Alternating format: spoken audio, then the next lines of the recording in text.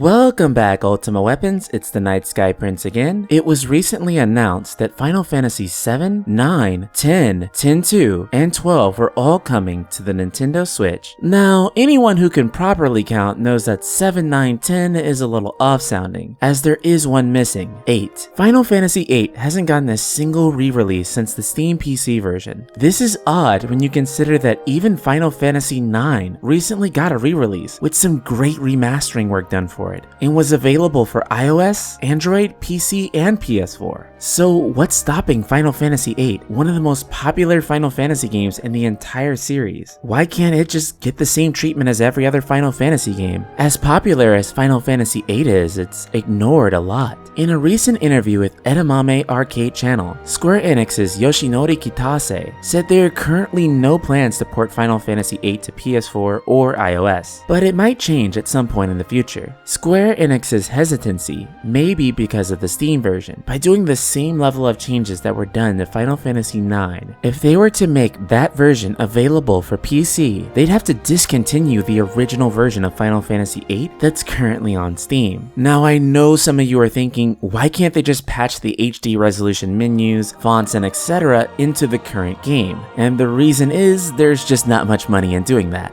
There's only real money involved if they can sell you the game twice. Maybe that's grimy, but that's just how business works. A similar situation that occurred is with the Last Remnant. Square Enix announced that it was being discontinued on Steam, which caused some confusion as the Steam version was the only place the game was readily accessible. Little did we know, this was because of an HD remaster of the game was in the works, and was revealed at TGS as the Last Remnant Remastered for PS4. The situation is also the same for Final Fantasy XIII. Remastering Final Fantasy XIII into a collection for PS4 would create a demand for Final Fantasy XIII Remaster to come to a PC for a Steam release. Of course, if they made any major improvements to the game through remastering it in the same way they did for 10 and 12, demand for this remastered version to come back to PC would rise. This would require re-releasing the game again, which may cause a large degree of backlash from fans. In fact, if you really think about it, the situation with The Last Remnant may even be a test just to see if they're able to get away with doing it. Furthermore, there are other reasons to believe that we won't truly know the situation of Final Fantasy VIII's re-release until next year. Final Fantasy VIII launched in 1999, making 2019 the 20th anniversary of Final Fantasy VIII.